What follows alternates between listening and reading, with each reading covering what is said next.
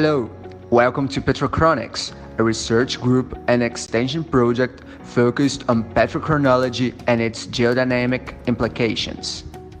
We are a group based in Brazil that also has an international network of collaborators. They presently reside in Brazil, Australia, Finland, Germany, Italy, Switzerland, and the US.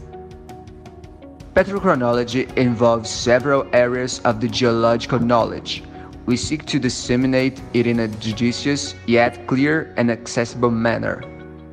In our researches, we use macro and microscopic observations, combining fieldwork, detailed petrography, thermodynamic modeling, processes dating, geochemical characterization, and much more. From the natural record, we seek to characterize and quantify petrological processes in representative samples, generating comprehensive datasets that are interpreted considering the geodynamic processes that govern the Earth system. We want to share research, from the basic concepts to the state of the art, promoting courses, spreading work results, and providing collaborations between institutions and people. We understand that open science is vital to take down barriers to knowledge, and we prioritize the collaborative and open nature of our research. We also propose discussions on integrity and responsibility in the scientific environment. As values, we believe in diversity, representativeness, and access to information. We seek to mirror these values in our initiatives.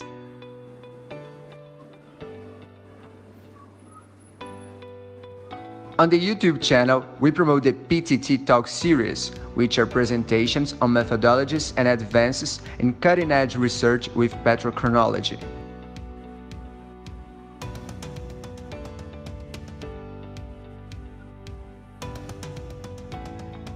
Our actions also include the organization of lectures, courses, workshops, and meetings open to the community.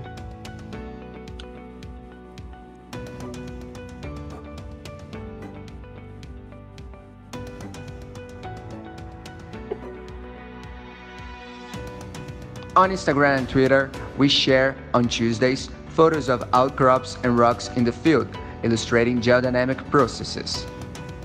And, on Thursdays, photos of thin sections with microscopic features with interesting minerals and textures, reflecting different reactions and petrological processes. So, if you work with petrochronology or are interested in related topics, be sure to follow us and get in touch. We want our community to grow even more. See you!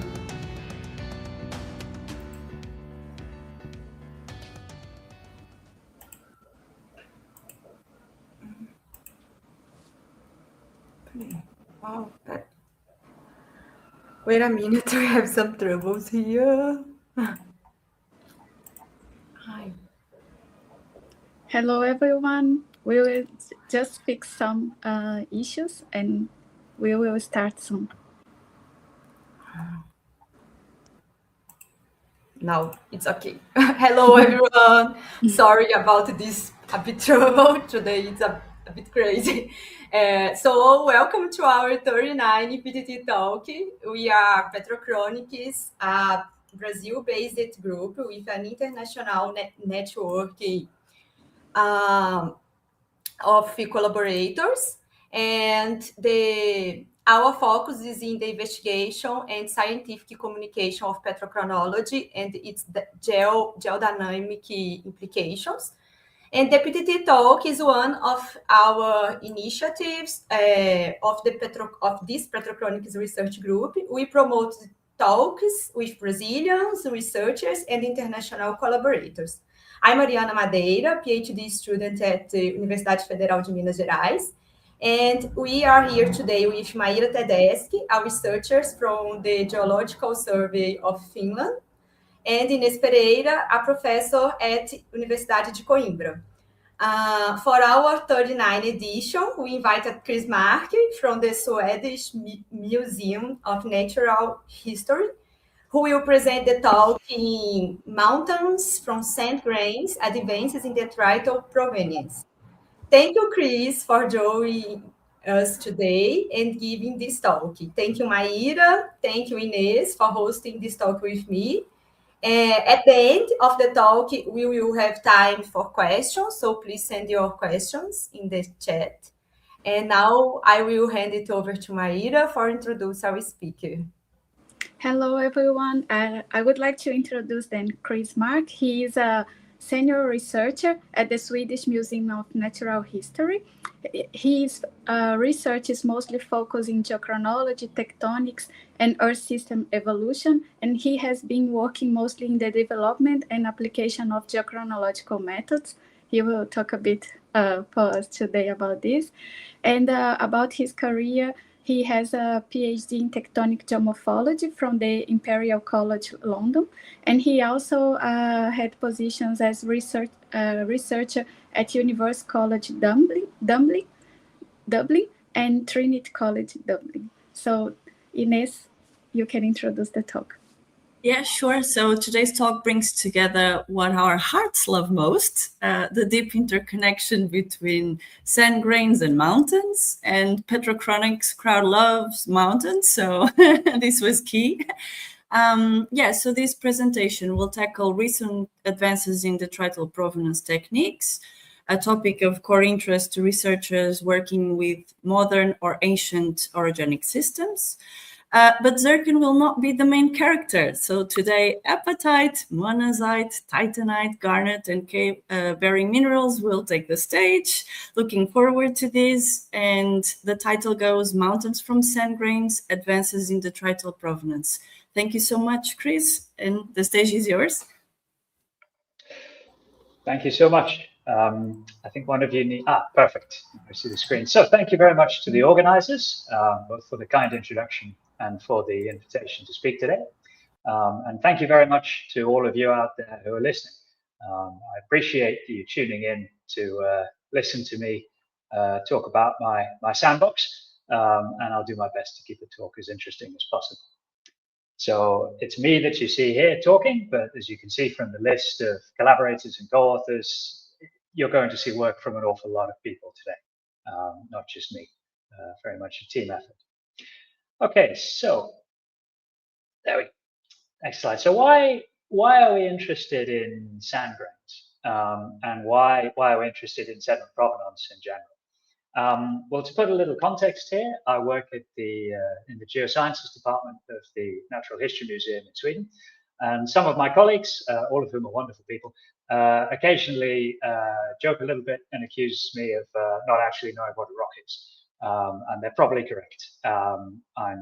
My background is in geology, but I'm only really interested in rocks once they've fallen to bits, and when we're dealing with the detrital remains of previous orogenic and tectonic systems. But why is that interesting? It's cool. I think it's cool, but why is it so interesting? Why do we want to study this? So I'll talk a little bit about why I think we should. And then I'll talk a little bit about where I think we are in terms of the state of the art. And then I'll rattle through some case studies showing work from myself and my collaborators, which hopefully will be of interest. And we'll try to keep a little bit of time for some questions at the end. Okay, so in terms of detrital sediment supply from the continents to the global ocean, it's overwhelmingly governed by fluvial runoff. Aeolian sediment supply is important in certain cases, but volumetrically it's generally quite small. If we look at simple water runoff from the continents, we can see this is really a function of climate and catchment size. The bigger the catchment in the wetter area, the more runoff we have. But that doesn't scale directly to sediment supply. So we're now looking at sediment discharge from rivers, and 9 of the 10 most important catchments in terms of sediment supply to the global ocean, they all drain active origins. The Ganges, Brahmaputra, Amazon, Indus, Irrawaddy, Yangtze, and so on. So the only one which doesn't is the Godavari, which is a river in southern India, which drains the Deccan Traps. So what this is telling us straight away is if we want to, origins are a key control on global sediment production. So that's important. And conversely, looking at the problem the other way around, if we want to understand origins, we need to look at the sediments. And again, just to reinforce this idea that it's the origins that are important, what you're seeing here in dark grey on the continents are major river catchments. And then offshore in the paler grey, you're seeing the associated submarine fans. And you can see straight away that the biggest by far are the Ganges, Brahmaputra and the Indus fans, much larger than the equivalent fans for the Amazon or the Congo in particular. This is a tectonically passive region. It's very wet, but you're really not getting that much sediment coming off it, mostly because we don't really have a great deal of uplift in most of the drainage basin there. The Amazon does drain, of course, a little bit of an active origin in the Andes, but again, the sediment fan is relatively small when you think about simply the sheer size of the catchment.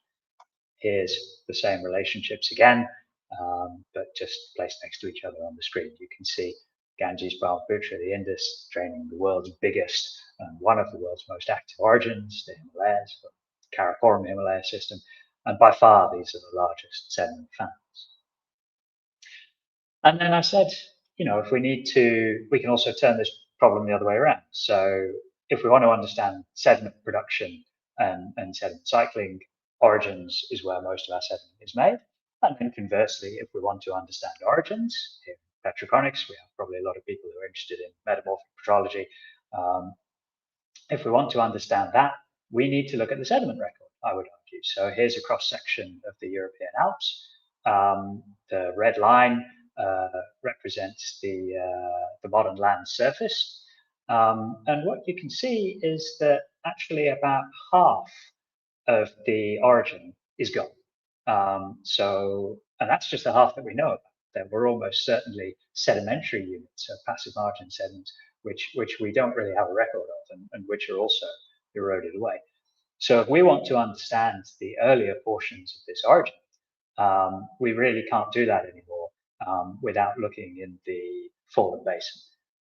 That's where that record now resides. And that's a young origin. The problem is even more acute if we look at older origins. And there's a disconnect as well, which we always have to keep in mind, between what we can see in the bedrock and what was in the original bedrock source and what ends up preserved in the sediment. And this is actually something which changes through time. So what you're looking at here is heavy mineral abundance from the Bay of Bengal on the left, so part of the sink of the Ganges-Brahmaputra system, and the Nile Delta on the right. This is data from the gang at Milan, Eduardo Casanti and colleagues. And you can see as you go to greater and greater depths, we're actually seeing the preferential removal of minerals which are more vulnerable to weathering, which are less stable. So epidote, amphibole, and so on. And there are two schools of thought on this. Actually, it's if I can digress from them, it's more of an open question than I had assumed when I first started working on these problems some years ago. The authors here, Eduardo and colleagues, have argued that this is ultimately a diagenetic feature. So you can see these two locations, the Nile and the Bay of Bengal, quite separate places, but we see a very similar trend down the hole once we get to a few kilometers burial depth. So around 2 kilometers, amphibole out, epidote out, olivine out already within the top couple of 100 meters perhaps. And then you pinch out garnet at greater depths as well. So the argument here as well, this is diagenesis. And therefore we need to keep in mind, if we want to do provenance work, we need to keep in mind the effects of diagenesis on our samples. However, that's not the only view by any means. So certainly for the Bay of Bengal samples and for work done on the Bengal fan, I've talked to other researchers, particularly Christian Francis Lenoir, who take a different view. They say, well, if this is diagenesis, then we should see the diagenetic products in the pore fluids. So when we bring the drill core up from out of the fan, we squeeze the water out, look at the chemistry, look at the chemistry of the orthogenic clay as well, to the extent that it's there. And we ought to see the breakdown products from the amphibole, the epidote, and so on and so on. And it's not there. This is still very much an open question. There are different ways one might think of to test this, but it's interesting because this is all about silicate weathering. And the question then becomes, is silicate weathering taking place mostly on land, in the terrestrial domain, or is it taking place in the fan? And this matters because silicate weathering, as we'll talk about in a moment, is an important control on Earth's long-term climate, because this is how we draw down CO2. Of course, the ocean and the atmosphere CO2 reservoir are essentially the same thing, because we get a continuous process of CO2 exchange at the ocean atmosphere surface. But it does mean that the contexts in which that weathering is taking place are very different. And it has implications for, well, if we look at, say, river water chemistry, we may not be capturing the full picture of where weathering has occurred and how much it has occurred. I won't answer this question in this talk. I'm afraid it's rather beyond the time that we have, but I think it's important and it's interesting, and we could all look into this a little further. So in terms of silicate weathering, this is another reason why I think we need to work on detrital provenance. As Yuri pointed out already in the 1950s, Earth's very long-term climate state, so whether we're in an ice house or a greenhouse state. So at the moment we're in an ice house state, we have ice caps at the poles, and we have been since the start of the Oligocene, when we first get the big expansion of ice sheets across Antarctica. Before that, we're in a greenhouse world, and the previous ice house world before that was Permian. It's been a while. So on these very, very long tens of millions of year timescales, quite distinct from the orbital variations in insolation which control ice ages, and so stadials and interstadials, this is much longer timescale processes. The key CO2 sink is really silicate weathering. So we draw down carbon from the atmosphere as carbonic acid, we react it with silicates, shown here as calcium silicate, that's elastonite, put bicarbonate into the ocean, and then we rely on the biological pump to precipitate that as calcium carbonate, so it's the shells of marine organisms, some of which is then preserved on the seafloor in the long-term geological sink when they die. Of course, this is to simplify a horrendously complex process. But one thing I would just point out here quickly is that elastonite, calcium silicate, is what's shown for convenience up in the famous Uri equation in the top left of the slide. Well, the continents in bulk are not elastonite. It's not a particularly common mineral at the Earth's surface, actually. And that's something we'll come back to later in terms of the importance of not just needing uplift and the production of and the making available of fresh rock for weathering as the control of this process. The more uplift you have, the more rock you're going to generate, the more sediment you're going to generate. But also, the composition of that rock is rather important as well. And to talk a little further about this, it has been suggested, and this is quite an interesting hypothesis, it has been suggested by a number of groups. So the figure you're seeing in the top left of the slide is from Francis MacDonald and colleagues, published in Science in 2019. And they argued that the long-term control on whether we're in an ice house, shown by the blue bars, or a greenhouse, where there's no blue bars, is all about whether we have origins, which they use here as a proxy for ophiolite abduction, ophiolites being, of course, slices of ocean crust which are particularly vulnerable when brought up to Earth surface conditions and which weather rapidly. But in particular, when these happen in the tropics. So we're bringing up easily weatherable rock types, and we're exposing them to hot, wet conditions, which are really good for promoting weathering. And then we get rapid CO2 drawdown, and we go into an ice house. That's the idea. If we actually look at number of ophiolites surviving in the record, which is the lower panel on the left, and data from Dillek and Furness, 2011, actually the correlation isn't so good. Perhaps this is a preservation bias. But if there's time, I'll come back to this a little later. Okay, so the detrital chronometer toolbox. Hopefully, I've outlined a few of the many, many reasons why we should all, as geologists, be getting really excited about plastic detrital sediment. Okay, great. So then we're in the field. We've ignored the lovely mountain outcrops with all the charismatic bedrock geology. We've come down instead into the foreland. It's all gunky. There's lots of vegetation. We're in some stream bed. And we've got outcrop like this in front of us. This is from the Alpine Proforeland Basin. Fabulous. Right. What do we do to it? Well, we're very fortunate in that we've got an enormous number of tools available. This is a great time to be doing detrital provenance work. So what you're seeing on the slide here is the thermal sensitivity of a whole range of techniques. So different isotope systems, uranium lead, neodymium samarium, lutetium hafnium, argon, rubidium strontium, and so on. So in different mineral hosts. And you can see, depending on the temperature of the process that we're interested in, of course, these are not all acting as pure thermochronometers. You also have you're also recording the timing of mineral formation as well. It's important not to forget that. But depending on the process that we're interested in and the rock type that we're interested in, we've almost certainly got a tool available that will give us some access to that. So we can try to say then where the sand is coming from, which is useful. And we can also go beyond geochronology and thermochronology. And for several phases now, we've actually got fairly good schemes to look at the trace or even the major element composition, and to try to assign a source rock, a source lithology to that particular trace element fingerprint. We can't do this for everything, but we can do it for some of the phases shown on the screen here. And this is actually really useful, especially if we can combine it with detrital agents as well.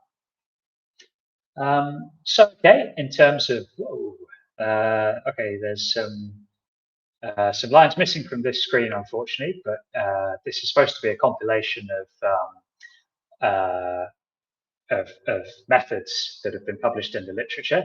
The line seems to be missing, but I'll tell you that uranium lead is by far the most popular, much more so than the other methods, which is shown here. Okay, great. Everything is here on this slide, so I can focus on this one. So the good news and bad news. So this is just uranium lead detrital provenance studies using different phases. The good news is we're past peak zircon. So we hit peak zircon in about 2022. For a while there, it was pretty much an exponential function, that black line. And I was genuinely worried, that I was going to have to start using a log plot on the graph. I've been maintaining this for some years now. And B, that we were going to literally run out of zircon grains to date. So no, we're past that now. We've hit peak zircon. I think that's probably a good thing. Not that zircon is wonderful, but it does have, I think, a few limitations.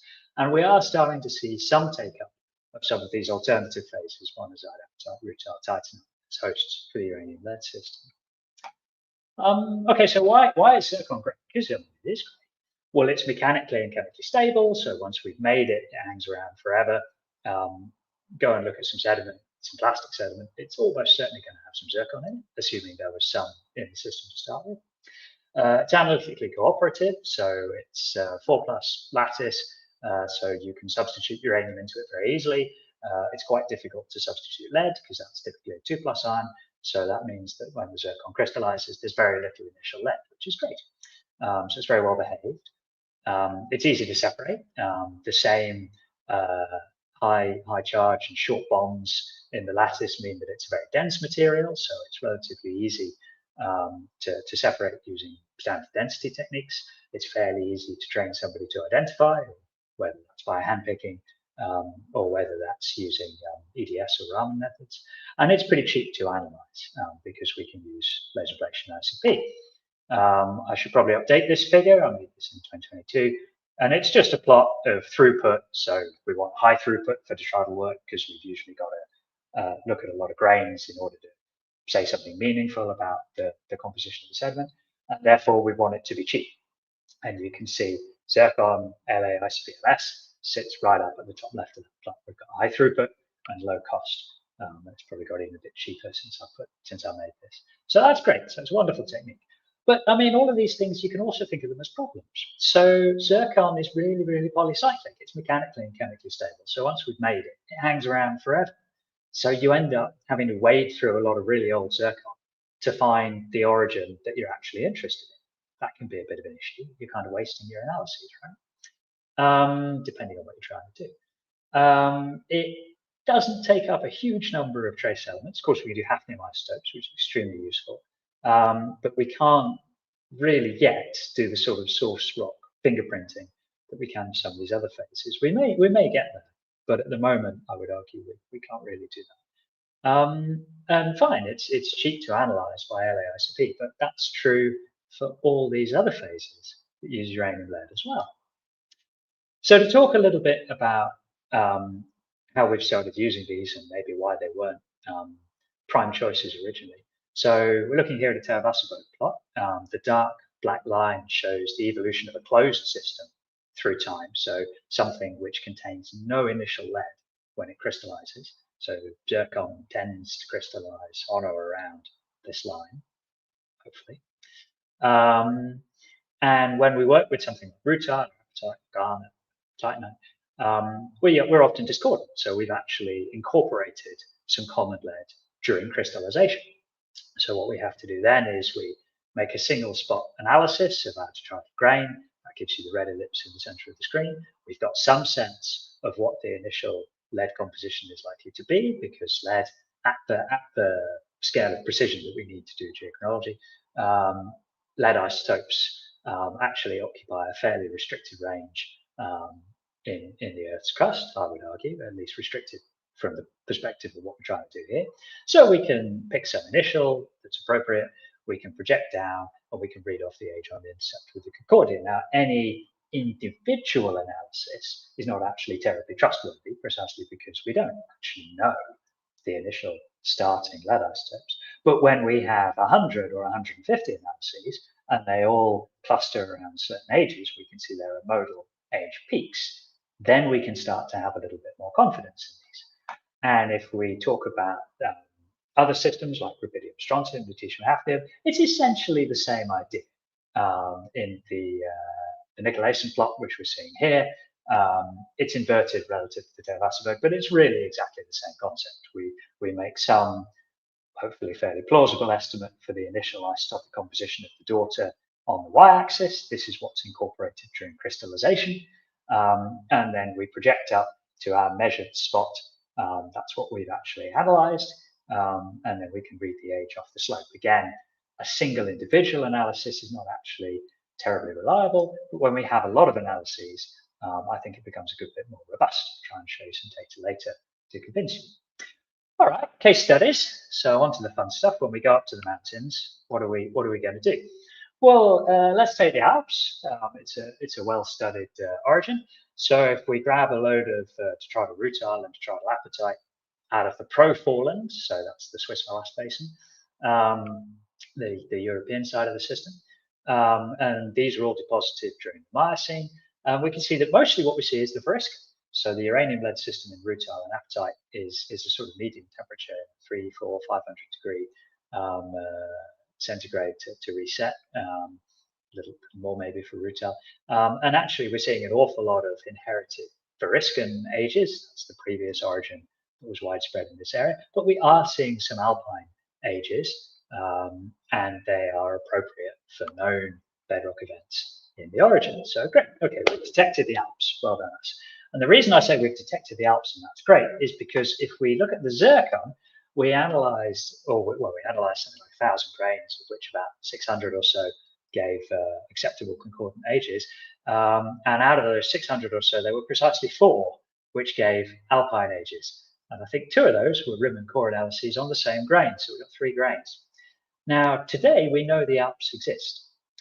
Try going to the reviewers with your manuscript saying, hey, I've got 3 zircon ages. There was totally a mountain range here, and see how that goes. Of course, the reason is that the Alps are a more or less amagmatic origin, at least on the proforeland side of the system. There are some little granitoids on the retro side. And so because we're not really making any new rock, we're not really, we don't really have much crustal melting. We're not really making much zircon. There's a very small amount of metamorphic zircon forming from fluids of the right composition, but it's really quite scarce in terms of the total zircon budget of the origin. So in this particular context, zircon uranium lead is not a terribly useful tool for examining the alpine origin, I would.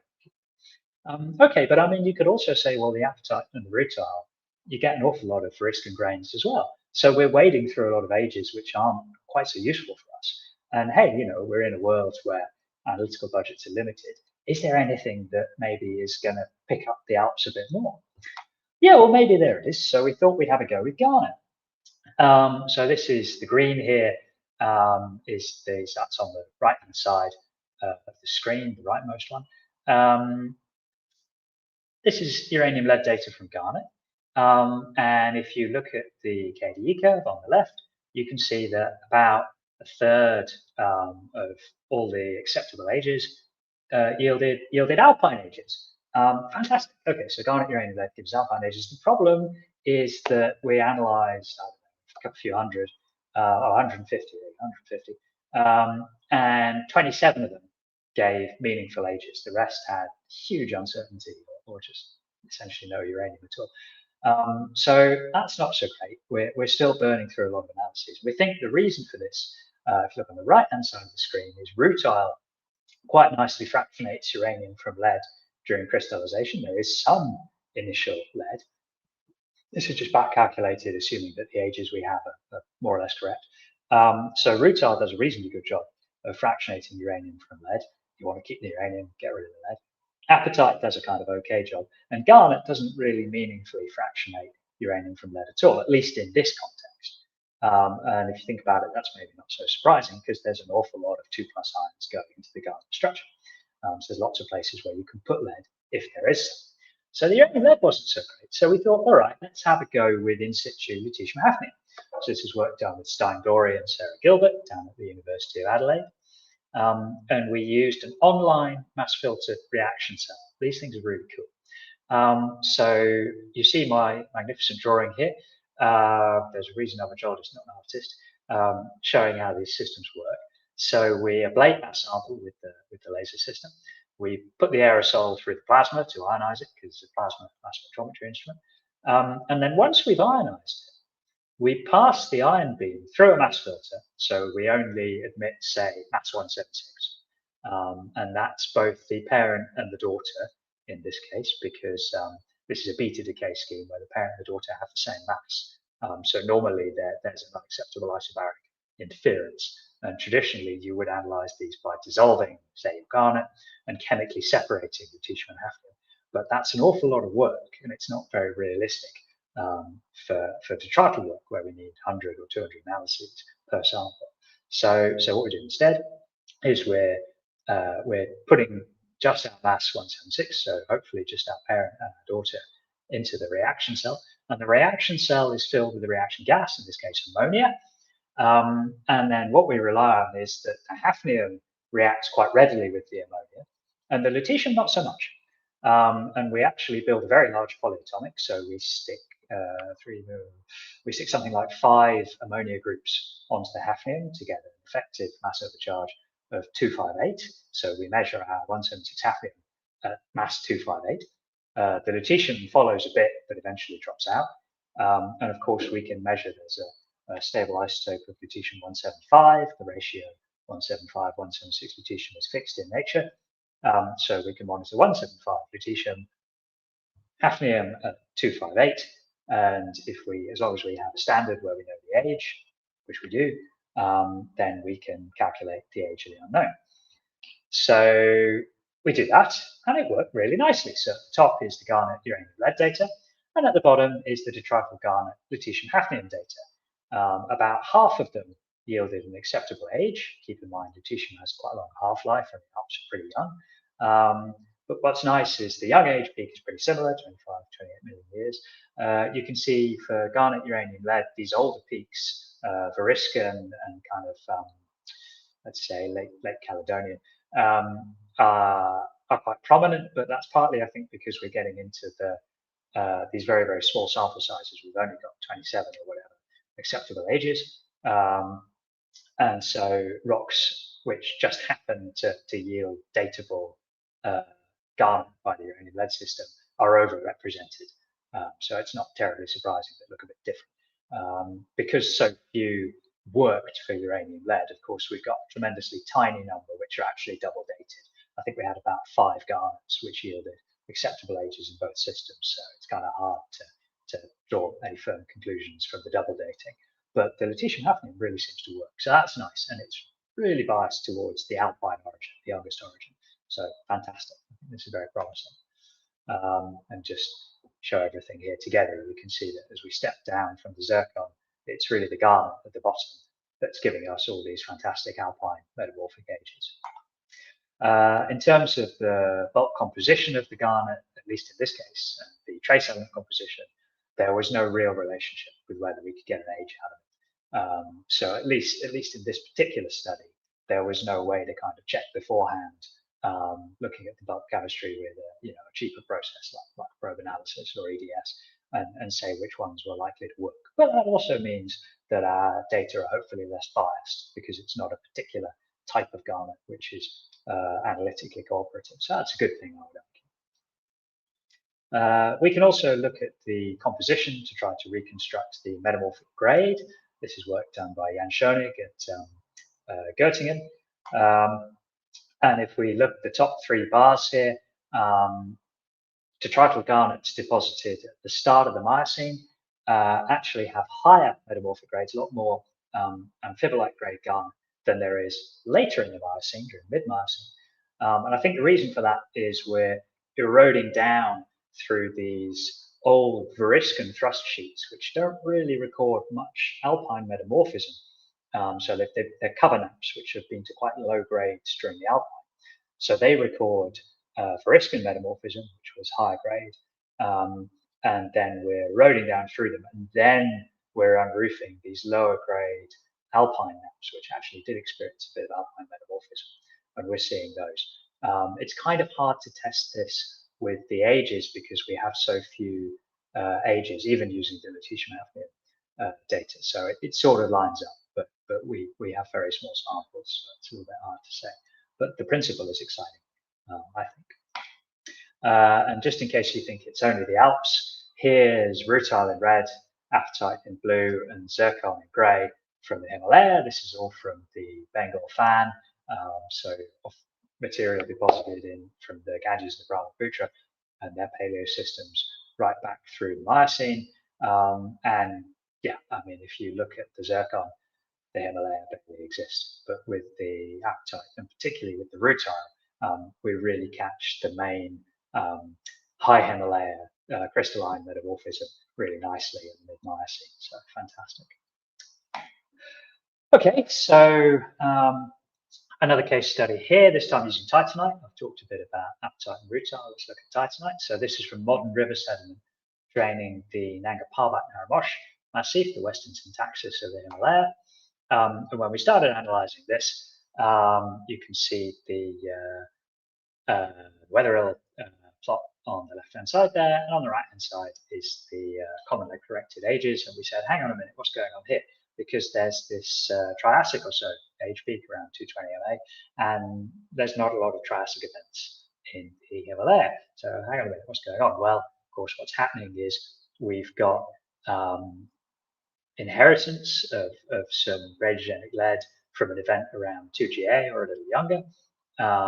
And you can see there's a not terribly well-defined chord coming down from that towards the young Himalayan metamorphism. And there's also on the right there a chord trailing off towards initial common lead, because of course titanite is incorporating common lead during crystallization. It's kind of hard to sort these from one chord into the other to say, okay, these we do a common lead correction on, these we don't, because down at sort of 20, 30, 40 MA there, actually things get really messy, and you would certainly get a lot of observer bias going, oh yeah, we think this is this grain's appropriate for a common lead transformation, this isn't. So is there a way we can do that that's maybe a bit less biased?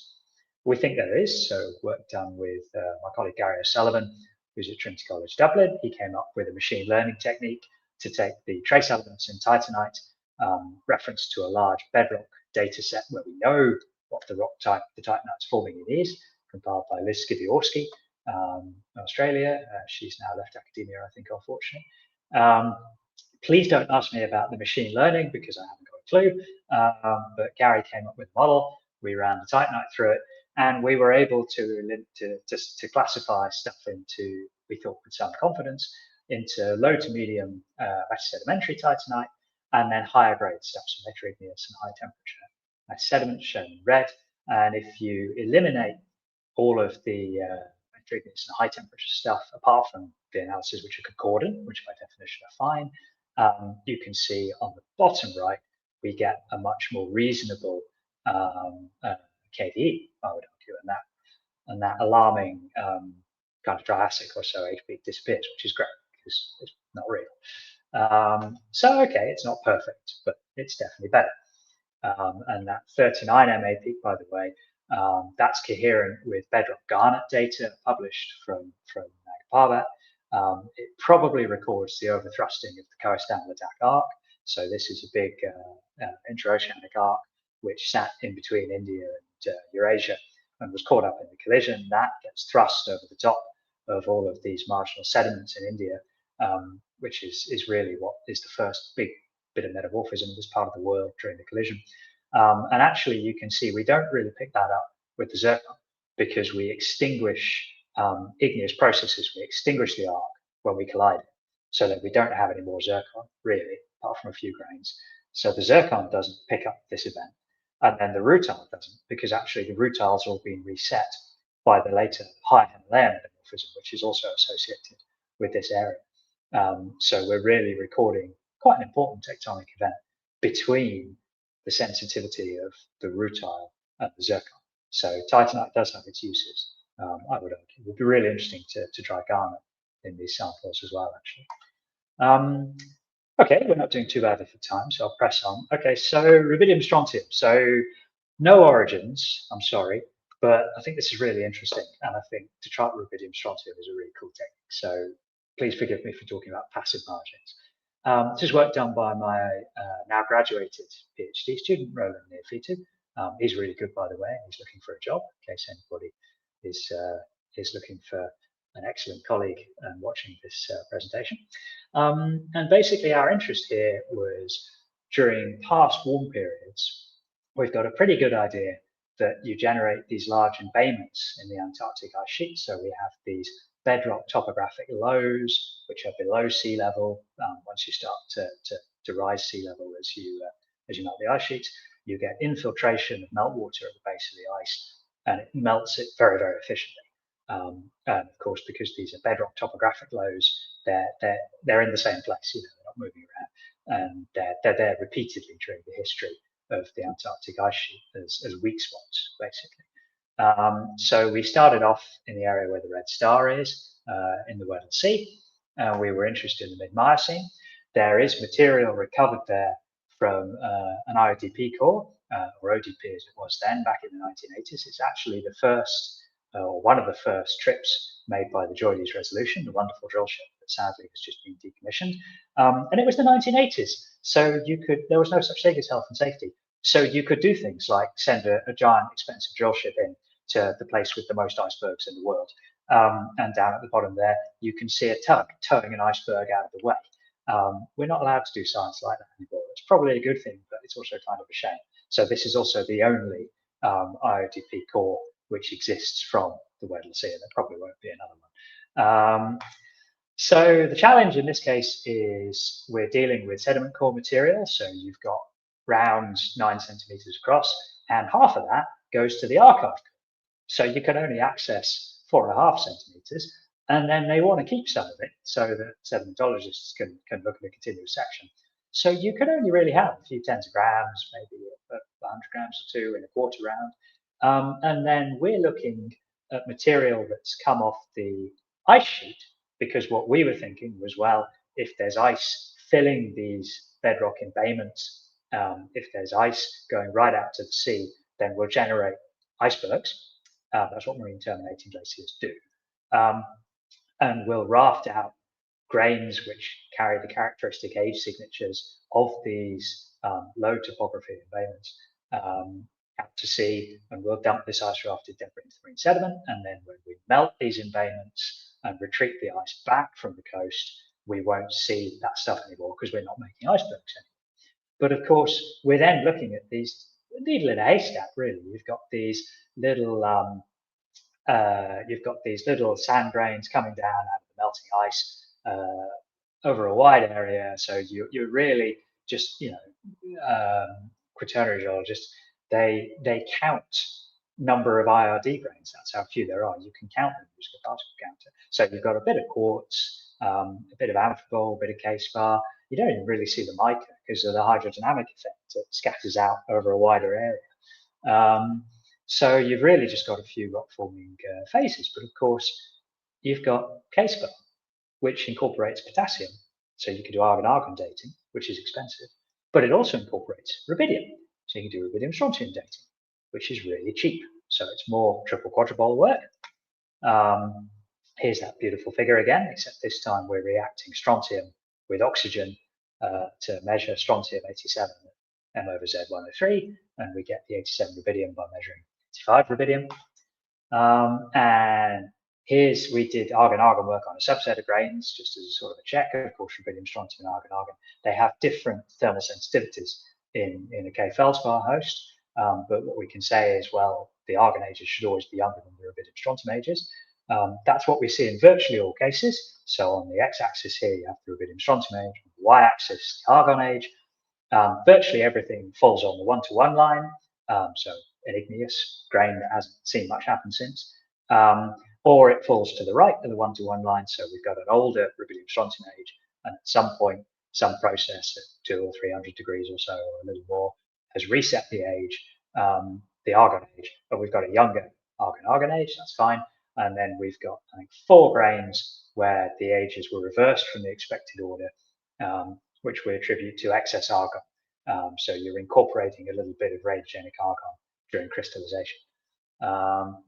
So that's encouraging. And the age peaks and distributions here match the kind of what is known about the onshore bedrock geology. So it seems plausible. And we could also compare, so our K-feldspar rubidium strontium data here in this kind of turquoise color, the red is the argon data. So this is all from detrital ice-rafted stuff from the middle of the Weddell Sea. The black line here is zircon uranium lead from onshore tills, so they're young late Pleistocene tills. We pretty much know where these grains are coming from, not published from us, from Agrios et al. 2022. But you can see that the age peaks line up quite nicely. There's no Cretaceous zircon because the Cretaceous and the Jurassic ages we're seeing in the rubidium strontium system, they're probably coming off the Antarctic Peninsula, which lies on the western side of the Weddell Sea. We don't have zircon data from there, and there's also not a lot of argument about that. I think that's pretty well understood because the bedrock's pretty well exposed. So we were more concerned about the eastern side of the system in East Antarctica, where there's much less exposure, much less clear what's going on. And actually, you can see here the age peaks actually line up really quite nicely between the zircon uranium lead and the rubidium strontium system in K-spar, which also has quite a high partial retention zone. You need to really get up to quite high grade metamorphism. So this sort of makes sense. It's quite encouraging, actually. Okay, so we think we believe it. All right, so that was the test, and then we sort of deployed it in anger, I guess, off Pridd's Bay on the other side of the continent. So you can see the blue star down here on the right-hand side. And what we were really interested in here was there's a strong counterclockwise current because of the Coriolis effect around Antarctica. So when you release icebergs, they tend to travel counterclockwise. So as long as they don't go too far offshore, then they go off into the Southern Ocean current, which is the circumpolar current runs the other way. Anyway, so we were interested in, right, when we're sitting off Pridd's Bay, we should be getting ages which are coming out of the Pridd's Bay ice stream itself, the Lambert ice stream. But we should also be able to see stuff which is upstream, if you like, in the coastwise current, in the Aurora subglacial basin and the Wilkes subglacial basin, which are two known areas where the bedrock is below sea level. And so we've got some either some modern sediment or some, in the case of the Wilkes, some material from the Miocene, which was our time of interest in the Miocene warm period, the climatic optimum. So we've got some sense of what the onshore age spectra look like, which is shown down the bottom right. Fortunately, they'll look quite different.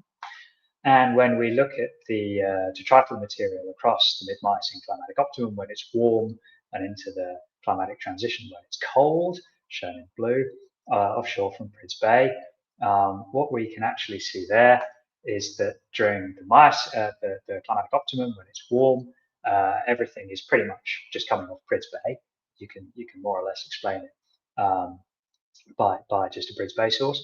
But when it's cold, and we would expect the glaciers to advance out into these bedrock lows as sea level falls and as the ice sheet expands, and we would expect to start seeing ice rafted debris from maybe the Wilkes or the Aurora. That's exactly what we do see. We do see material that matches the age from the Aurora Basin. And we don't really see anything from the Wilkes at all, which suggests that even during the mid-Miocene transition, maybe there wasn't actually marine terminating ice in the Wilkes subglacial basin, which I would argue is quite a useful thing to know. Okay, I think I'll skip through this final section because I'm aware that we don't have a great deal of time left. It's an automated mineralogy story, which you can always come down to the WGSG meeting in Coimbra, co-organized by one of the organizers this talk, Inez, if you're interested, because that's what I'm going to be talking about there. But otherwise, I'll end the talk here, and I'd be delighted to take questions if anybody has any. Thank you very much.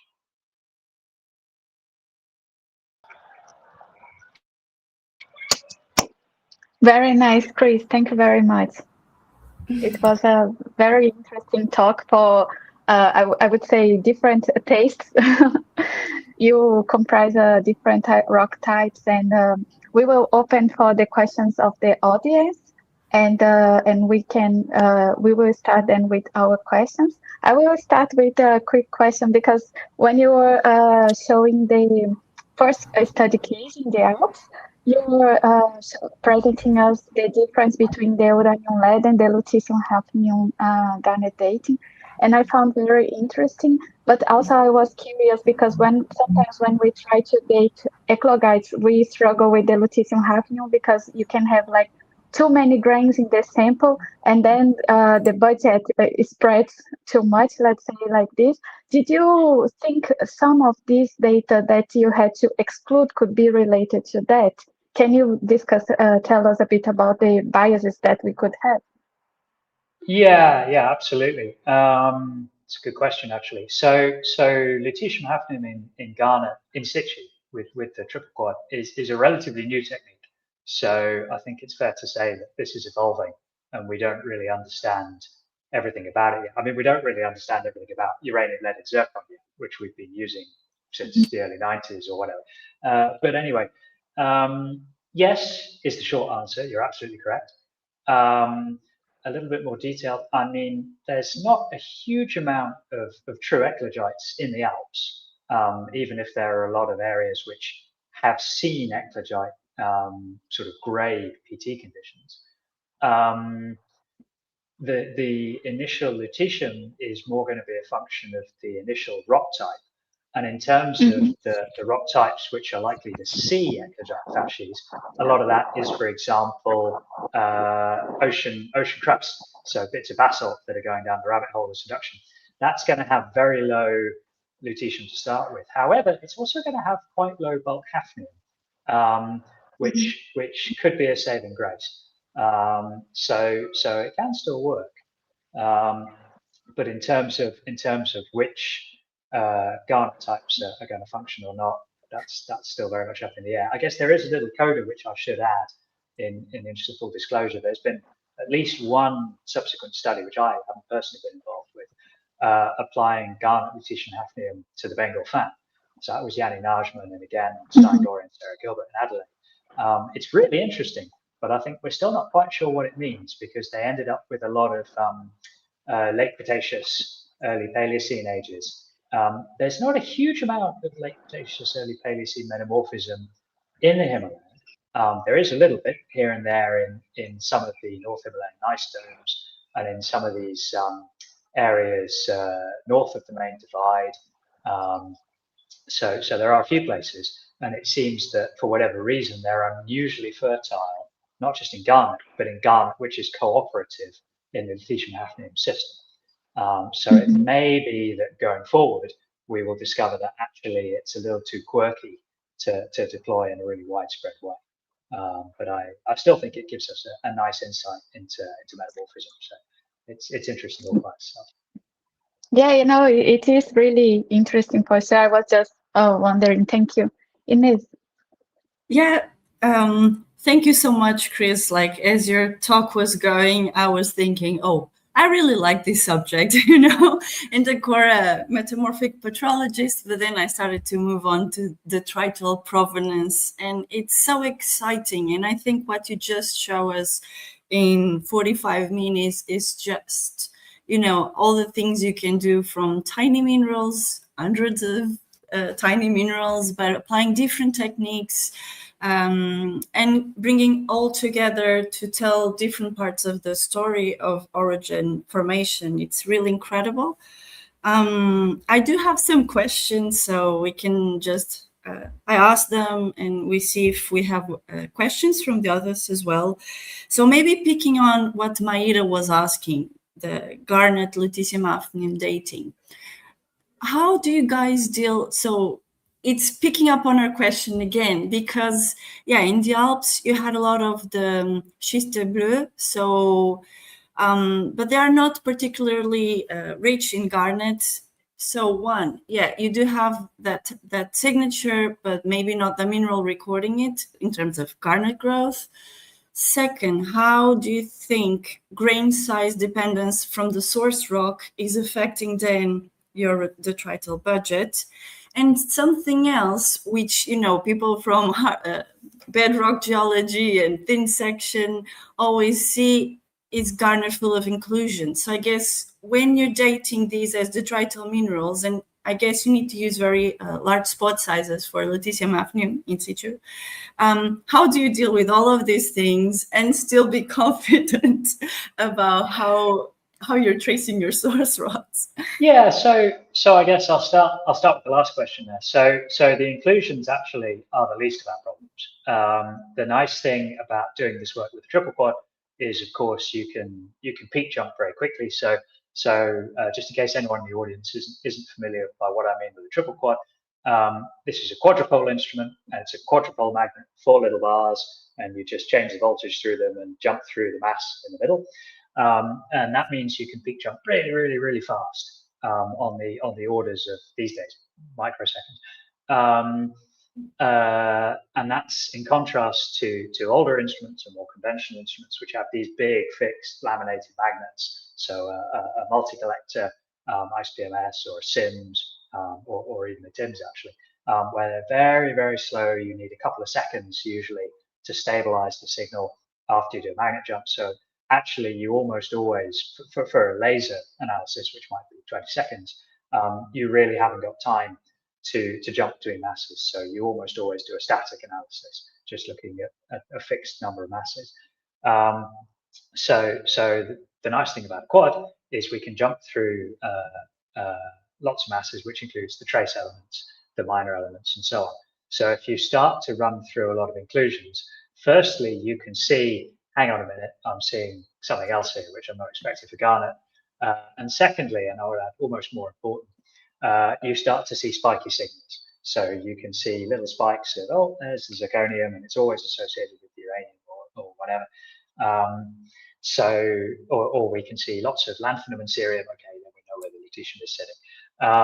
So the inclusions, I'm not too worried actually. I don't think that's an issue. I think there's a big sort of collective hangover in our cultural memory as geochemists. So my personal opinion, and it is just an opinion, is the longer people have been doing this game, the more worried they are about inclusions, because they're people whose formative experiences were with bulk solution analyses where inclusions were always a horrendous problem, because how do you get rid of them? You usually don't even know they're there. And actually, because we've got these time resolved images of composition, we can actually be reasonably confident, particularly when we have 100 grains. We're not going to have inclusions that give us this particular age in 100 grains. That's not very likely. In terms of the grain size, yeah, that's a real issue actually, and it's a really good question.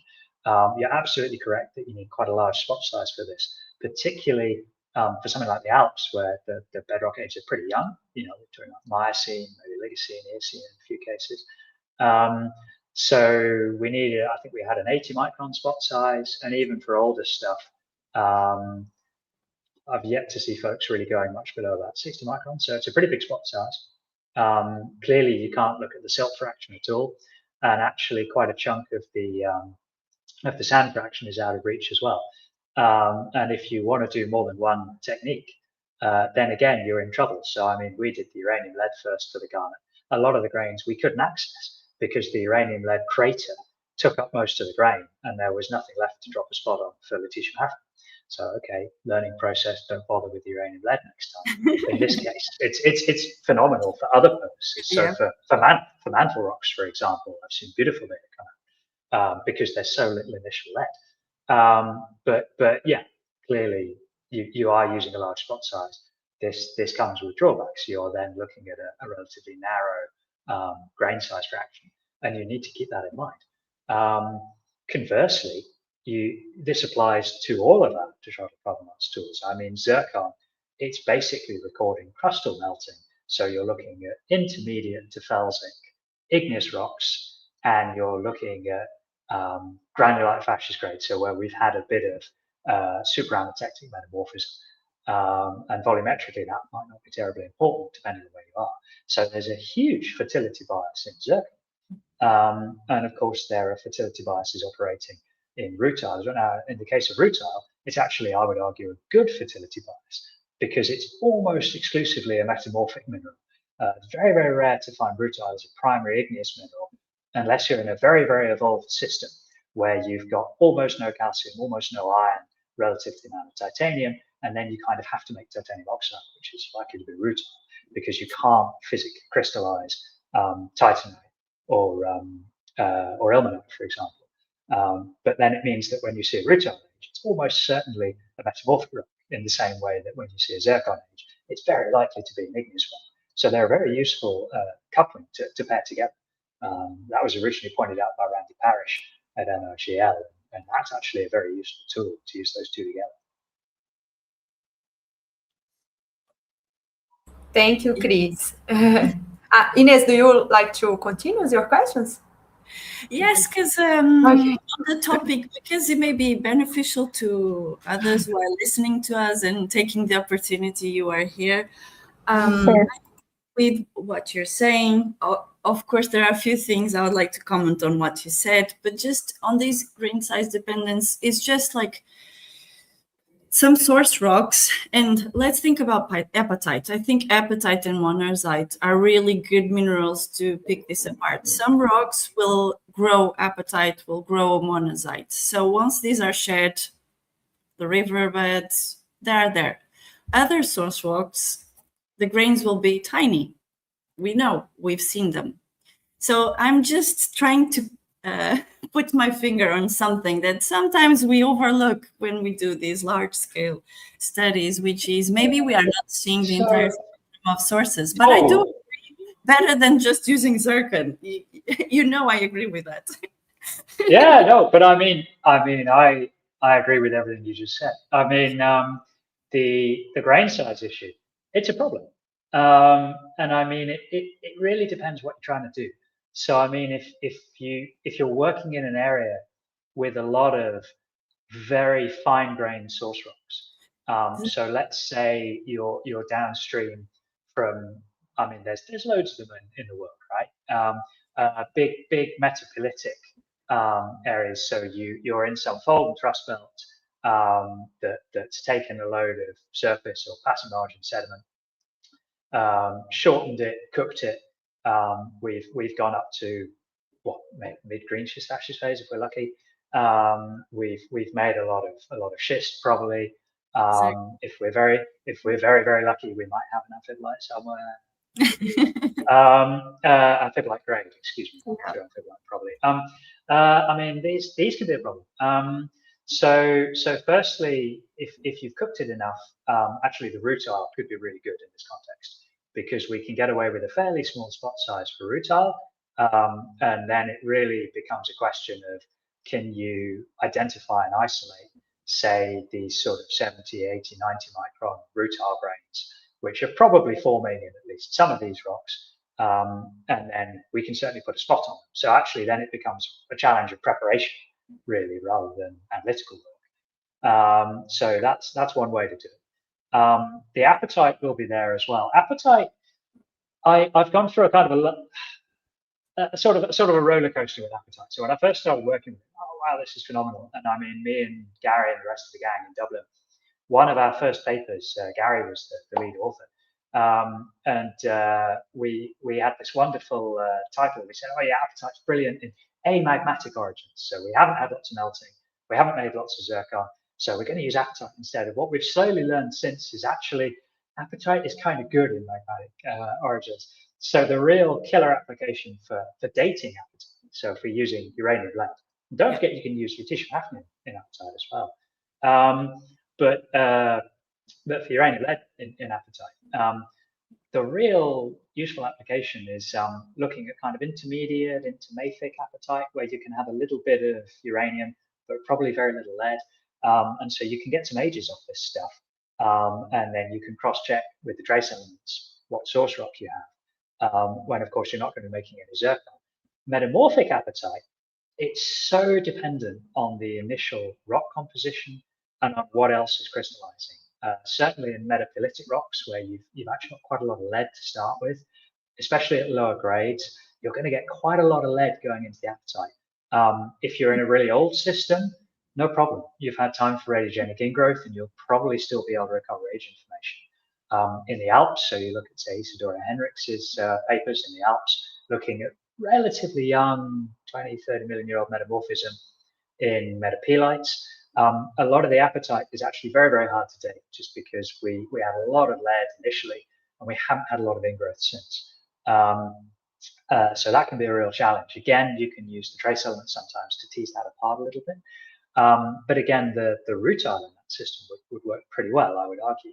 You mentioned monazite. I have ambivalent feelings about monazite as a detrital mineral. The challenge is that the clue is in the name, right?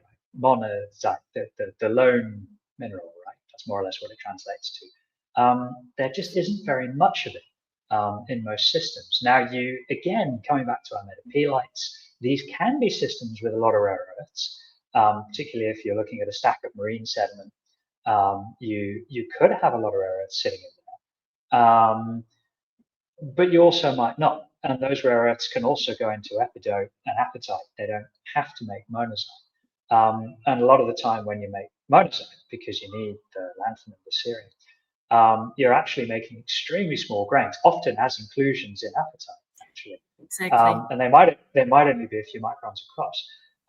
So yeah, monazite is great, but you've got to find it. You've got to find enough of it, and you've got to be a little bit careful about which rock it's coming off. Part of the reason that monazite sees so much use as a geochronology tool in general is because when you're working in situ, especially in a metaphylitic rock, then it's great because you can see that it's there. You can find a handful of larger grains. And you know that because it's so reactive, as soon as it sees a little bit of hydrous fluid, it's going to dissolve and reprecipitate. Then it's really great for picking up on the last major event that's occurred in that rock. Although you can also get quite noisy data with monazite as well. So monazite, I don't know, as a detrital tool, I sort of feel that, yes, it can be great, but I think there's a reason why it tends not to be used quite so much. I think rutile and apatite together are probably of a little bit more practical utility in a detrital context. Sure.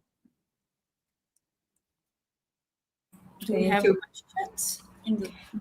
Yes, we have a question in the chat. As Ciro sent us a question, so I will read for us. Great, Chris. I was wondering why zircon systematically shows older uranium lead ages compared with apatite and rutile from the Alps case. Yeah, it's a good question. So this is all about the well, there's two factors going on here. So when we get an age off any mineral grain, whether detrital or in a bedrock context, it can be telling us one of two things. So either it can be telling us about the time of reservoir formation. So when do you crystallize that particular mineral, and when do you isolate it from the wider environment? Okay. Or it could be telling us about the last time we made that mineral hot enough to diffuse out the daughter product, because it tends to be the daughter product that's more mobile in these systems. Basically because if it wasn't there so much to begin with, so normally when we date something, it prefers the parent to the daughter, right? Otherwise it can't work for geochronology, as we saw with the garnet, uranium, lead, for example. That means the daughter product is less happy in the lattice. So the classic example is lead in rutile, for example.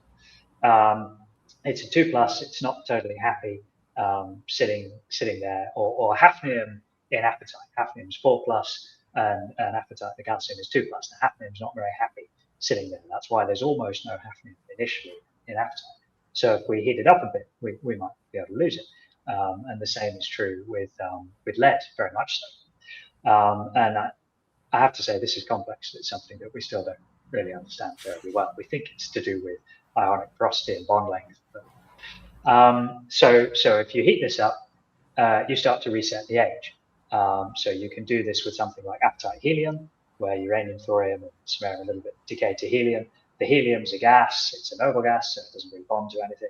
So you only need to heat it up to the apatite up to about 80 degrees, and you'll lose all the helium on geological timescales. Conversely, you've got something like lead in zircon. Zircon's a 4+ lattice, so it's got really, really short bond lengths. That means that it's really hard to move anything around because there's just no space physically for the lead to migrate between the lattice ions. And it's really hard to diffuse by jumping between sites, because it's really hard to put a 2+ lead onto a 4+ zirconium site, right? You need some sort of co-substitution, so it gets quite complicated. So once you've made lead in zircon, it tends to stay there. So the bond length is strong. We can't really destroy it by metamorphism. We need to get the rock really, really, really hot to destroy the zircon. And even then, usually nothing happens. And we can't really diffuse the lead out of the zircon either. I don't think anybody's really shown a convincing lead diffusion profile in zircon, not in kind of crustal rocks anyway. So that means that the lead, the zircon, from both perspectives of the crystal forming and diffusive resetting, it's going to give you really, really old ages, just because zircon is so robust and the uranium lead system in it is so intractable, and the lead is so reluctant to mobilize, even if we heat it up a lot. So you tend to get these very, very old ages in zircon. And then rutile and apatite, either we're making them during the alpine origin, because these are both minerals that we can make during metamorphism in quite large quantities, because there's a lot of titanium in the world, there's a lot of calcium and phosphorus in the world, there's a lot less zirconium, and what there is the budget is dominated by zircon, so it's all locked up in this mineral that's intractable and doesn't want to melt. So that's why almost always the zircon will give you the older ages, and you'll get these younger ages in these other minerals, which are forming more readily at subanatectic metamorphism, and they're both able to reset when you heat them up a little bit, around 375 to maybe 500 degrees for uranium, lead, and apatite, and a little higher, like 500 to 650 or so for rutile.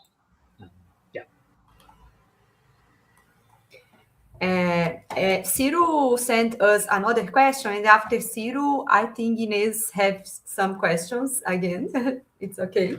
So I will put the other question of Ciro here. Which common lead correction do you prefer? Stacy Kramer's 208 lead, 207 lead? Yeah, it's a good question.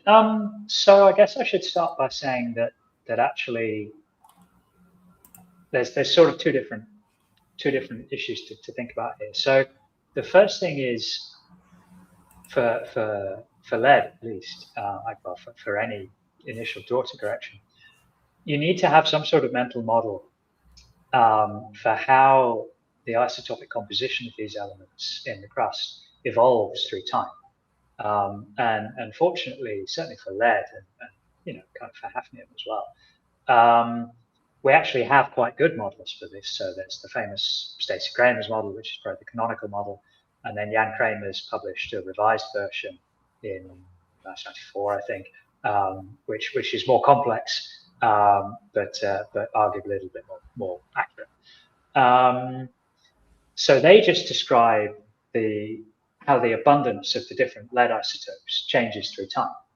And we assume that when you crystallize, say, some apatite, the lead that is taken up at crystallization is broadly reflective of the bulk crustal lead composition at that time. So if you have some sense of, okay, we are in the Veriska, okay, we're in Precambrian, okay, we're in the Alps, and stuff is alpine, it turns out to not be super important, to be honest, because certainly for uranium lead, once we get younger than about, say, 1.5, 1.8 billion years ago, there's really not very much 235 left, and it's really just the 206 that evolves. So the 207, 206 then evolves much more slowly. So I mean, if you look at the model lead composition for 207, 206 for Stacy Kramer's, go back to say 500 million years ago, 207, 206 is about 0.87, 0.88, and when you look sort of 10 or 20 million years ago, it might be 0.83, 0.835. That's actually quite a small change. And unless your grains are very, very discordant and are up near the common lead intercept, actually it doesn't have a huge control whether you say 0.83 or 0.88. It doesn't actually make a huge difference to the final age that you calculate, particularly once you take analytical uncertainty into account. Now, this is part of the reason why we then do an uncertainty filter on our ages. So if this is your common lead intercept and this is your age, if your analysis is down here somewhere, it's actually pretty insensitive to your choice of initial lead because everything's got to fit through that analytical point. So you'll end up with a fairly small spread of possible ages within your 95% confidence limits on the Concordia intercept. But as you go up, it's just geometry, as you go up towards the initial lead intercept, of course, then you can have a very large spread of acceptable ages. And that's why it's then a good idea to do some sort of cutoff. Okay, if we see uncertainty about relative uncertainty about such and such, we should probably reject this as not being informative. What's an appropriate uncertainty to accept and reject? That depends on the question you are trying to answer. What is the age difference between the different rocks in the origin, or the different events in the origin, which you are trying to date? If they're just a few million years apart, clearly you are going to be throwing away an awful lot of data. And maybe this is not the right technique to use. If we are looking at different Wilson cycles, so in the case of the Alps, we've got the Veriscan at 300, 330 MA, and we've got the Alpine, which is only a tenth of the age, 30, 35, 40 million years. This is a pretty big difference. We can accept quite a lot of uncertainty. If we have, a bit of feedback there, sorry. If we have, say, a 300 million year plus or minus 100 million years, well, we know it's not Alpine, even though it's got a very large uncertainty, so it's still useful to us. But ultimately, only the person running the study can decide what level of uncertainty is appropriate and useful. And then I guess the second part of the question, so Ciro said, do you use a 208, 207? So we have to pick one of our lead masses, not the 206, because the 206 is what holds the bulk of the chronological information, because 238 is the longer lived uranium parent.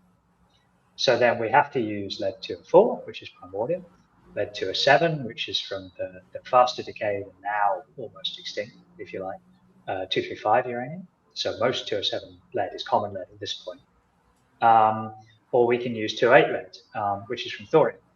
So this really depends on what system you're working in. My experience, and I mean, this is not a general prescription for everybody, but my experience has been 204, you simply end up propagating very, very poor counting statistics into your final uncertainty because there's not much 204 lead in the world. So that's the 1% of all lead. So generally your measurement of it isn't very good. With 208 lead, the problem is it's from thorium. So this can do quite strange things to your composition because you have to estimate 208, 206 to subtract out the 206 that's common lead, and you don't know 208, 206 very well, so you've got to estimate that. And then you've got to calculate your age. I prefer 207 lead because that way we're sticking to the uranium system, we're sticking to the uranogenic lead, and we've only got to look directly at the 207, 206, which with our classic Terranes we can do very easily. We can easily visualize this, and if we're lucky, we can see that we're forming approximate isochrones. Of course, these are never perfect tetrically, but you can see that you've got general linear arrays on your plot. This is a lot harder to do with a thorium lead axis because there's no real reason why it should be so well correlated with uranium lead. It can work for rutile. A lot of people like using 208 lead for rutile because rutile has so little initial thorium. The problem is it starts to be analogous to 204 lead. There's very little 208 lead there to begin with because there's no thorium, and there's not very much common lead generally in rutile to start with. It tends to be either you have uranium or you don't, and there's a little bit of common lead. We're not really sure it's hosted actually. So 208 lead and rutile, yeah, maybe, depends how precise your 208 lead is. I like 207. Thank you, Chris. So Ines have some questions? You can do, Ines. Yeah.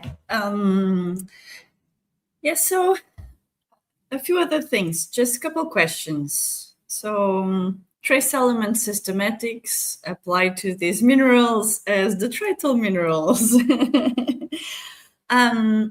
So I know the community is doing their best, right? Like we measure thousands and thousands of grains in different lithologies, etc., and try to now your group also using algorithms and machine learning in your group and others. So we're trying our best. My question is, what do you think about us starting to put some confidence levels to these trace element systematic classifications? Because let's see, you showed us one grain from Jan's work. I know we classified the garnet as amphibolite. Done. No uncertainty whatsoever. It's going to be amphibolite garnet forever. I know I struggle so much with these questions, but how can we try to, move forward this kind of work and try to have the uncertainty of these classifications put in as well? Well, I think the problem there is it's we're dealing with different sources of uncertainty here, some of which are relatively straightforward to quantify. Unfortunately, they're probably the least important ones, and some of which are incredibly hard to quantify, probably at the moment not possible. So you have the analytical uncertainty on the trace element concentration, which is probably only a few percent, and is probably not terribly important, to be honest. We don't at the moment propagate that through most of these schemes, whether it's Jan Schoning's garnet scheme, looking at the garnet type, or whether it's trace elements. We don't tend to do this because it's not terribly important, to be honest. But we could. It wouldn't make a very big difference. There's the uncertainty of what are called the convex hull boundaries themselves. Well, that's the case for the apatite classification scheme, where we're literally just drawing polygons of best fit, if you like, with n number of sides around the data points. And I mean, you can actually try to draw, so you could do this at the moment, we did this once, you could do this any number of times, and then you could come up with some sort of uncertainty zone around each of the boundaries, I guess, and you could say if a grain is on those or not. Again, the thing is, most grains don't sit in the boundaries for these things. If they do, it's probably because they could be from processes which are source rocks, which essentially form a continuum. So, for example, apatite, high-grade metamorphism, where we're starting to melt the rock. Apatite from that rock looks an awful lot like apatite from a granitoid, a really felsic igneous rock, because it's sort of the same thing. We've started to melt some crust through metamorphism. We're sort of making a microgranite, so the apatite looks very, very similar. And there's really a continuum. For convenience, we've drawn a line between these two, and it is backed up by the bedrock data. But ultimately, this is a continuum, and it's our human position to put a solid line there. Same with the metamorphic grades, of course. In terms of really the big uncertainty, and this is the part that at the moment there isn't really a way to quantify this, is how well do we think that our libraries, so our bedrock databases, how well do they capture the true range of variation in, trace elements in appetite in the world? How would you even start testing them? I don't know. We would need many more analyses than we currently have. And in a hypothetical world where lab budgets are finite, there's probably no way to do it. So yes, it's something that we need to worry about. In terms of how much we can put some certainty on this, that's kind of hard to say. I think probably the closest you could do would be to look at some sort of n-dimensional standard deviation. So is your unknown plotting towards the centroid of the hypercluster, if you like? So for your literature reference analyses that have come out of the bedrock, you've got however many axes are relevant to our sorting scheme. So, the rare earth content, the strontium-yttrium ratio, whatever value we think is relevant. That's the number of dimensions going into this. The literature data forms some sort of n-dimensional cluster within that space. If you're close to the centroid of that, or you're further away, you could say, well, we're close at least to the analyses that we have that we know come from a grant or whatever we want. The maths behind that would be horrendous. I'm definitely not the person to do this. If you have any maths friends, and actually there's precedent here because this is what happened for Fish and Trap right back in the 80s. Working out an average age. So you take your rock, you take a bunch of grains, zircon, whatever, you etch them to reveal the physical damage to the lattice from the decay process, where you've got spontaneous fission and two quite large nuclei recoil from each other because of repulsion for the same charge, and you physically damage the lattice. And that's the daughter product in the case of fission. The parent is the uranium and the thorium concentration. And actually, it turned out that the maths around understanding that the central value of that possible age was horrendous. And what happened was the group at UCL, the thermochronology group there still is, they got some colleagues from the statistics department there, so in the maths department these days, and they got into it, Galbraith and so on, not because they had any sort of background in thermochronology, because this was a fascinating geometry problem. And actually, this turned out to be super useful. And it was really nice for the mathematicians, because for them, this was an easy problem. Hey, man, these geologists, they have it easy. So yeah. Whereas we were like, oh god, this is so hard. So that the mathematicians got a ton of citations off a paper that they regarded as a relatively definable problem, and we got a problem solved that we in earth science were really struggling with. So there's definitely scope for somebody to go out today, find a tame mathematician, and say, hey, we've got this problem. How do we fix it? Help us. Help us. You'll get a lovely paper out of it. We'll all say. I'm definitely not the person to do this, but yes, it's a big problem, and we ought to try and address it as we go on, if we can. Mayra, do you want to ask your question maybe? Because I don't want to. I will read Andrea's question. He said in the chat. Okay. Yes, thanks for the amazing talk, Chris. One question regarding the garnet lutetium hafnium dates. Are they single spot, common hafnium corrected age, or are they multiple spots from each grain? And I think there is a continuation, right? And also, can these common hafnium corrections be the cause of the big uncertainties in the dates, which were not considered? Yeah, thanks, Andrea. That's a really good set of questions.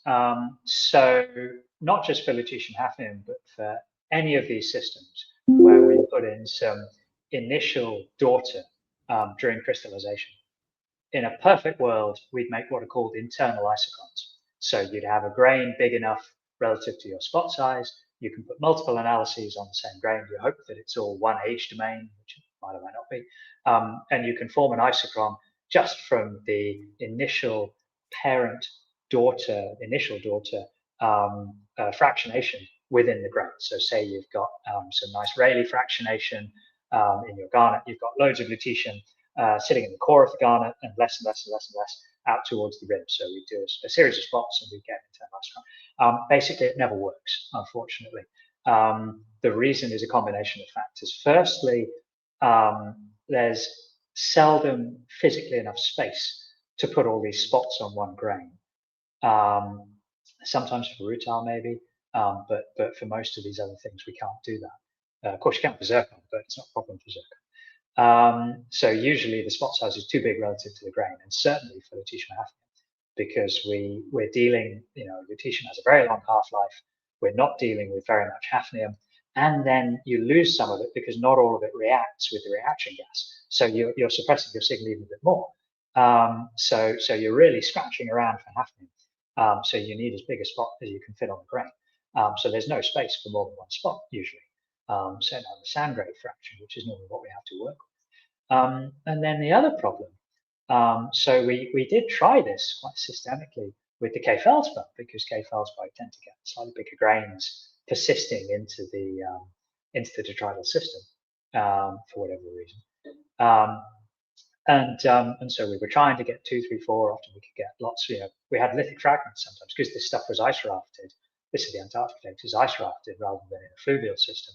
We were getting granules, lithic fragments, where sometimes you even had the plagioclase for the initial strontium, the K-spar with multiple spots. And basically what turns out is, at least in the case of the K-spar, it doesn't really fractionate the rubidium from the strontium as it grows, probably because the feldspars are growing quite fast relative to the residence time of the rubidium and the strontium in the magma. So yes, you've got more rubidium than strontium in most cases, but you don't really get a difference across the grain because there's plenty of strontium, there's plenty of rubidium, and it all just goes straight into the feldspar. So you don't get these nice Rayleigh fractionation processes across the grain. And fine, you can put multiple spots because there's enough space on a K-feldspar, but they all plot on top of each other. And it tends to be the same for apatite as well. So the reality is, in a detrital context, it's really hard to do this, even if it would be wonderful if we could. The caveat, I guess, is when you have really big grains, you've got proper lithic fragments, and then you might be able to do this, which of course would be wonderful. But then you have to work with lithic fragments instead of grains. It becomes a bit different. And then in terms of the common hafnium correction being a source of uncertainty, actually, we're not used to thinking about this because, of course, we're used to seeing all these wonderful plots of hafnium isotope evolution through time to track continent formation and mantle crust fractionation. Actually, we have to remember these are measured 6 digits after the decimal place. The total range of hafnium isotopic concentrations, it's really very, very small. So what we do is this is the approach used by Stein Gloria and Sarah Gilbert, and I think it's perfectly reasonable. That's certainly what I use as well, is you can regress your analyses through the whole range of terrestrial hafnium values. That's actually quite small. And what we almost always find is the limiting factor is the analytical uncertainty. We're just scrabbling around even to measure the hafnium. And then where we go back to the initial, as long as we have enough lutetium relative to the hafnium during the initial crystallization, that really controls the age precision. Same for the rubidium strontium system as well. If we had lots of rubidium to start with, we're way out to the right on the isochron, and then actually the initial value is pretty much anything you want. It becomes insensitive. Same with lutetium hafnium. Thank you so much, Chris. I think you brought us a lot to think in the next days, months, and it has been really nice to discuss with you as well. So I would like to thank you for coming to give us this talk, and also to the audience with us. And of course, they can continue the discussion through email with you. And thank you, Inés, for joining us. It was really great. And Mari, and we will have a short break with PTT Talk, but we come back in the second semester. So Yes. see you soon, and thank you again. Thank you, everybody. Thank you again as well. Goodbye. Thank you. Bye-bye.